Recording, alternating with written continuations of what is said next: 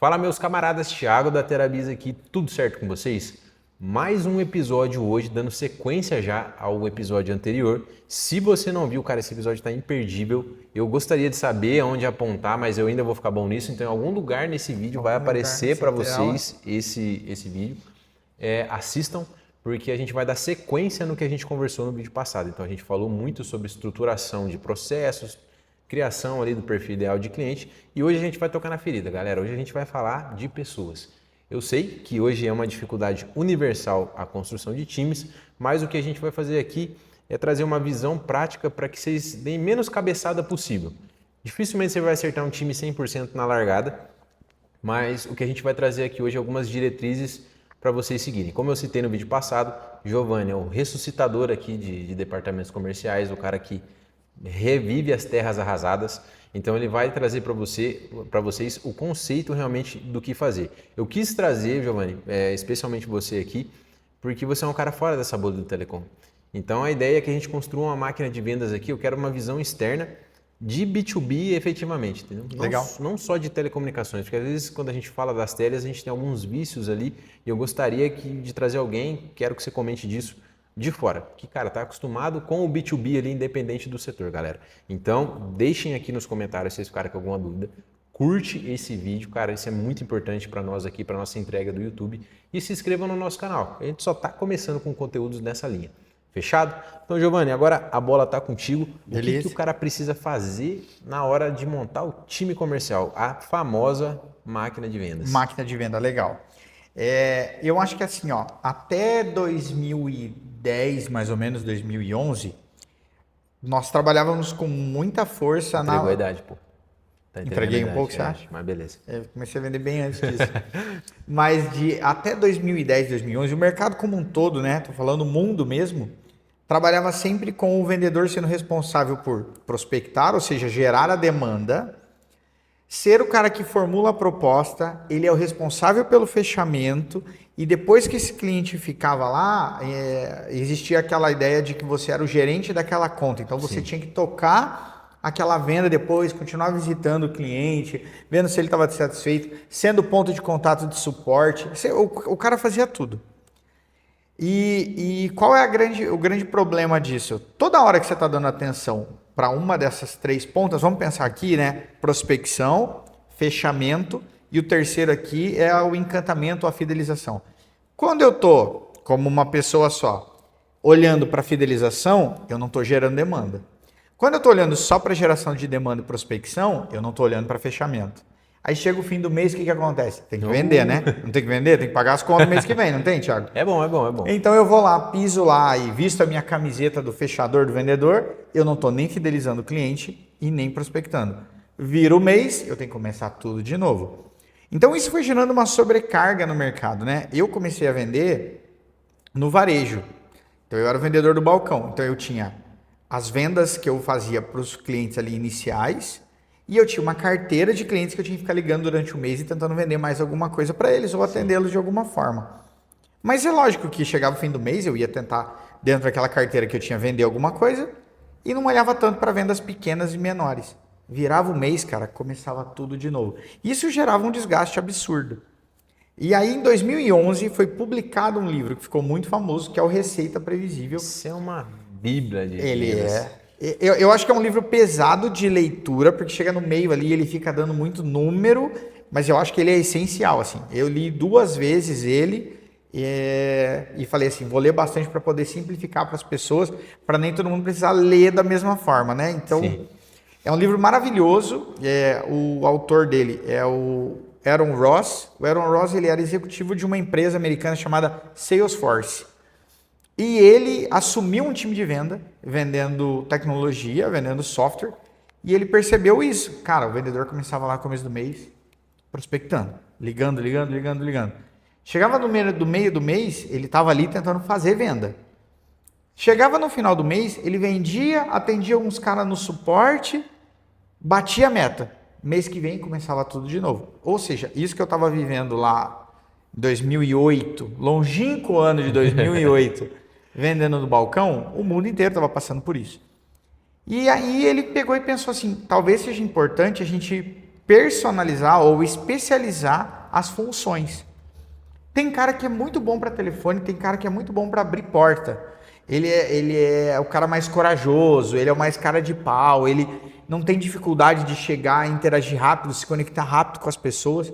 Esse cara tem que ser o cara da ponta aqui, então ele prospecta. Eu tenho um vendedor que está há um bom tempo trabalhando aqui, e isso era um Ross vendo dentro do time dele. Eu tenho um vendedor aqui que trabalhou muito tempo. Esse cara carregou muita pedra já.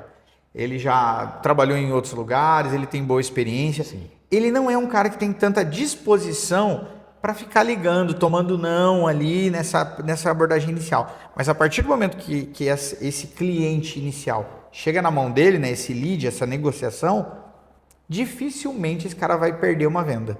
Certo. Então ele tem skills necessários ali, ele tem o conhecimento técnico, ele tem uma boa argumentação, ele sabe quebrar uma objeção, né? Não é a primeira cliente que vai chegar nele e falar tá caro, que ele vai dizer então não pode fechar comigo.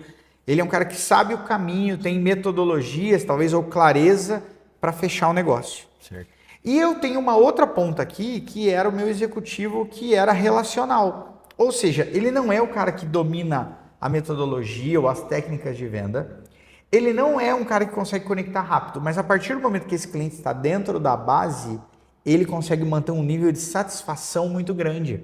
Ele faz o acompanhamento, ele faz a visita, ele entende onde é que está doendo, o que pode melhorar. Ele encontra oportunidades que podem ser até trazidas de volta para esse executivo de venda aqui fechar o negócio. Certo. Então, o Aaron Ross criou esse desenho onde isso que eu falei aqui, essas 3 pontas, elas não são mais feitas por uma pessoa só. Então, eu estou especializando a minha máquina de venda. Eu tenho um time, né? E lógico, e aí eu estou falando aqui não do mercado telecom, mas do mercado B2B como um todo. Eu tenho pessoas que compõem um time de prospecção e qualificação de oportunidade. Eu tenho um time de especialistas que dominam metodologias. Então, eu não sei quem está assistindo aqui, o quanto já teve contato com isso, mas é interessante pesquisar, né? Quais são as metodologias de venda que existem hoje no mercado. Eu tenho o Spin Selling, eu tenho o GPCTBA, eu tenho o Medic, eu tenho um perfil que eu posso pensar e rodar um teste para descobrir quem são as pessoas que tem no meu time, mas eu uso essas metodologias para o meu vendedor. Então eu estou aqui na ponta fechando venda, e esse cara aqui é o nosso querido e amado closer. E eu tenho essa pessoa relacional aqui que vai fazer o quê? Que vai fazer todo esse acompanhamento, esse pós-venda, que eles deram um nome muito bonito, de sucesso do cliente. Ó, que chique. Eu coloquei aparelho há pouco tempo, então tudo que eu estou falando eu sinto que está assobiado, assim, sabe? Então eu não vou falar aqui a palavra, mas a palavra em inglês vai ficar ruim, entendeu? Vou perder minha credibilidade. Mas é o time de sucesso do cliente. Então eu tenho o meu querido aqui prospector, o SDR, esse cara que é o hunter, ele é o caçador de oportunidades iniciais, pega o telefone, sai correndo. Vai tomar uma cortada na cara e vai pro próximo. Muito. Geralmente eu coloco o meu time mais, se eu vou trazer alguém pro meu time que é mais júnior, a porta de entrada é aqui, tá? Então, ele não entende muito, ele vem para cá. Sim. E eu vejo vários benefícios nesse sentido do cara começar ali pelo SDR. E na minha visão, acho que um dos principais é criar casca mesmo.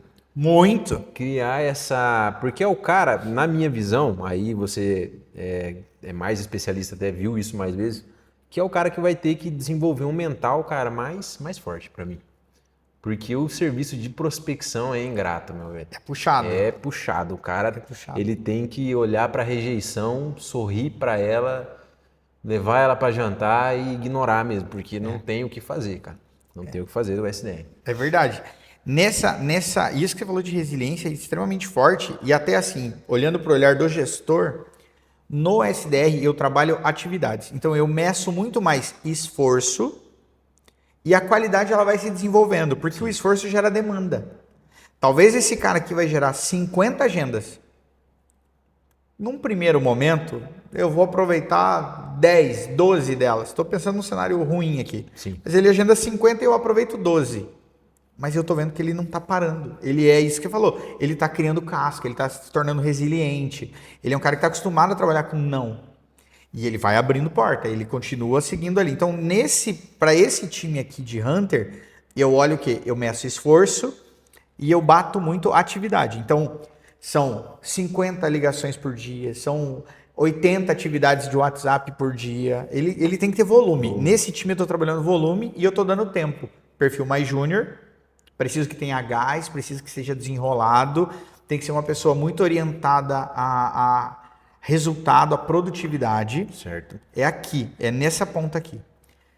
Quando eu estou olhando para o vendedor, para o closer, o cara que fecha negócio, nesse caso aqui eu tenho que ser muito técnico e olhar muito para essa parte de qualidade.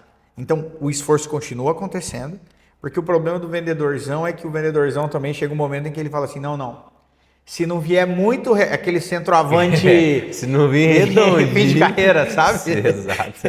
Que ele assim, ó, se não vier no pé a bola, eu não vou chutar pro gol, entendeu? Se tiver que limpar o outro zagueiro para bater, ele não vai fazer. Então, tem que olhar muito a qualidade do que ele faz. Por ser geralmente um profissional que faz mais vezes isso, ou faz há mais tempo isso, ele fica um pouco mais criterioso. Sim. Então tem que olhar muito a qualidade do trabalho. Como que ele está executando uma agenda, ele está levando os materiais necessários, ele está fazendo uma boa apresentação, ele, quando não fecha um negócio, ele traz as objeções e pede ajuda. Então, o closer é essa pessoa aqui. Tem que ser sim resiliente, mas é alguém que consegue trabalhar muito bem a parte argumentativa. Sim. Se é alguém que trava, que ainda não é a hora dessa pessoa ser vendedora ainda, sabe? Certo. Ela tem que ser alguém que trabalha bem essa parte de comunicação, domina isso, tem clareza, não treme na base. Porque no dia a dia você toma às vezes uma invertida do cliente numa reunião, você não pode gaguejar na hora, ficar tenso. Tem que estar pronto para isso. E nessa ponta de relacional, tem um livro, vou deixar mais uma dica aqui, e quem quiser, além do Receita Previsível também buscar ler, tem um livro muito bom que chama Venda Desafiadora. E ela mostra perfis de vendedores que existem. Sim. E tem um perfil específico lá que é o resolvedor de problemas e o relacional. E aí nesse livro tem um teste que você pode fazer. Quem sabe no próximo episódio eu posso trazer alguma coisa só pensando nisso. Comentem. E se você quiser saber como identificar, a gente pode gravar algo nesse sentido e trazer aqui para vocês. Mas para trazer alguém para essa ponta aqui de pós-venda, que é o nosso farmer, ou seja, o fazendeiro, é o cara que vai ali cultivar, vai continuar com o cliente, vai tentar fazer essa fazenda crescer, esse cara tem que ser solucionador de problema. Então ele não pode ter problema de ouvir uma ligação e falar, quer que eu vá, não quero ouvir reclamação. Cara, você está no lugar errado. Dia a dia vai ser... E o cliente liga muito, Thiago? Geralmente o cliente final liga muito para o provedor para reclamar? Quase não. Cara, é um fenômeno assim, eu que acompanhei toda a evolução nos últimos, eu também vou entregar um pouco da idade aqui, nos últimos 14, 15 anos. Não me deixa sozinho. A gente tem um perfil assim, a gente tinha um cliente até a pandemia e depois a gente começou a ter outro cliente de internet pós-pandemia. Claro, teve todos os eventos que aconteceram e mexeu com muita gente aquilo. Então, assim, eu percebi que a partir daquele ponto, as pessoas ficaram muito mais impacientes. Então, elas começam a comparar a internet com coisas que eu nem cabe aqui para a gente não tomar um ban aí do YouTube, algo nesse sentido. Elas começam a comparar a internet com várias coisas que nem valem ser citadas, mas... Eu senti isso, cara. Então, assim, o cara hoje de suporte, esse cara de reclamação, vai ser o dia a dia, cara. Vai ser o dia a dia do cara, vão ser as reclamações ali que não fazem o menor sentido, às vezes, no sentido técnico, mas a gente vai mais no sentido relacional, de entender o que está deixando aquele cliente descontente ou não. Então, é um ambiente crítico. Legal. E um insight, talvez, ali, Giovanni, acompanhando o que você disse, se você ficar bem atento naquilo que o Giovanni falou, em cada perfil do que ele falou aqui, você vai ver que talvez dentro do teu time já tenha essas pessoas. Excelente. Eu sei, por exemplo, a gente falou do cara de abrir portas de tomar não. De repente, aquele cara do teu suporte técnico, que é o cara que está tomando essa pancada e está ali o tempo todo, cara, ficou contigo, já está há mais de 1 ano e meio, 2 anos, que é um tempo, cara, absurdamente grande para alguém que faz suporte nível 1. De repente, esse cara pode ser um SDR. E até vai dar uma oxigenada boa para ele, né? Porque ele sai do suporte e ele vem para uma outra ponta dentro da negociação. Exatamente. Então, assim, você tem aquele cara que às vezes já está descontente, está saturado, mas tem essa habilidade com o telefone, não tem medo de tomar portada na cara ali, é o cara que vai manter essa sequência. Excelente. Um cara ali para ser o teu closer. A gente sabe que internet é um negócio muito específico. Então, às vezes eu não vou encontrar esse profissional pronto. Com certeza. O cara, eu vou ter que ensinar tecnicamente muito, mas de repente, cara, você tem ali no teu time aquele nível 2, 3, ali um N2, N3, um cara mais desenrolado, um cara que consegue reverter o cancelamento do cliente, e é um cara que você já não vai precisar, pô, fazer toda uma instrução técnica pro cara. Cara, o dia a dia dele é técnico. Então, às vezes, é só um shift leve ali, uma alteração leve no cara, e, pô, ele vai, de novo, dar uma oxigenada, entrar em um próximo departamento. Então, assim, um insight que eu queria deixar, uma provocação, é para vocês olharem para dentro de casa. Porque, às vezes, a gente, como empresário, tem alguma mania de falar, pô, de fora lá é o cara que faz acontecer. Esse vai resolver. Esse resolve, esse é a minha bala de prata. E nem sempre é, galera, nem sempre é. Então, assim, às vezes, isso só tá dentro do time, você só tem que, cara, dar ali a faísca certa para que, de repente, esse cara resolva o teu problema e fique com você muito mais tempo ali. Porque quando a gente está falando dessa parte técnica, eu estou falando da famosa hard skill, né? Exato. E isso é muito difícil de desenvolver. Então, se você encontrar pessoas dentro do seu time, da sua equipe, que conseguem ocupar uma dessas funções, você tem meio caminho andado. Porque a grande dificuldade é essa. Metodologias, treinamentos de venda, você vai encontrar ferramentas, possibilidades para você poder fazer isso de alguma forma, especialistas no mercado. Mas o conhecimento técnico sobre aquilo que você faz bem, quem está aí dentro sabe melhor do que qualquer outra pessoa. Então, até nessa última ponta aqui do farmer, né, que é esse cara do sucesso do cliente ou da pós-venda, se eu trago alguém extremamente técnico para cá, mas com esse olhar de talvez cavar oportunidades e antecipar problemas, eu encontrei a pessoa perfeita para cá. Se ela entende do negócio, consegue antecipar um problema de um cliente e consegue encontrar novas oportunidades, é o perfil perfeito para fechar essa trinca aí de prospecção, fechamento e fidelização. Acho que aí você tem um time completo e uma máquina de vendas que o tempo todo está gerando negócios assim para dentro do seu provedor. Cara, que show. Eu gosto de citar esse fato porque foi o que aconteceu comigo. A minha carreira ela se desenrolou assim. Então eu já trabalhei como técnico de campo, depois fui migrando, técnico interno. E, cara, isso foi muito natural porque eu já tinha facilidade de comunicação. Então foi muito natural essa migração para vendas e deu muito certo. Então eu digo isso para você olhar com um pouquinho mais de carinho, porque de repente você já tem ali o cara que vai solucionar. E inclusive se vocês quiserem mais dicas e mais a fundo na questão de gestão de pessoas, processos seletivos, a gente tem uma especialista aqui, top, que pode resolver a vida de vocês, tá? Só deixa aqui nos comentários que eu vou tentar acabar uma agenda com ela. Então, assim, gente, olha para dentro de casa que isso, cara, pode dar muito certo mesmo. Então, Giovanni, só para a gente fechar aqui, falamos lá no primeiro vídeo sobre definição do cliente, definição de processo e agora definição de time. Essa é a trinca que vai fazer a diferença na vida do provedor aí, nessa prospecção do B2B, cara? O que você acha? Qual que é a sua opinião para a gente encerrar, Giovanni? Sem sombra de dúvida, Thiago. Eu acho que assim, definir bem lá, como no primeiro vídeo que a gente gravou aqui, processos, entendi quem é o meu perfil de cliente ideal e definir qual é a estratégia para atender esse cliente. E na sequência eu tenho um time para tocar essa estratégia, aí é manter constância. Eu acho que é constância, acompanhamento. E aí ter uma rotina de rituais com esse processo. Então eu vou ter reuniões durante a semana, acompanhamento do que está acontecendo, no primeiro momento muito de perto, depois começo a dar uma espaçada, uma gestão sobre números disso. Eu acho que dar ritmo para que esse time execute da melhor forma a estratégia que a gente definiu ali no primeiro vídeo. Aí não tem como você não aumentar significativamente o teu resultado no final do mês, no final do ano. Cara, que show. Giovanni, cara, muito obrigado por ter aceitado o nosso convite. Agradeço. Obrigado, foi um conteúdo riquíssimo, aproveitem.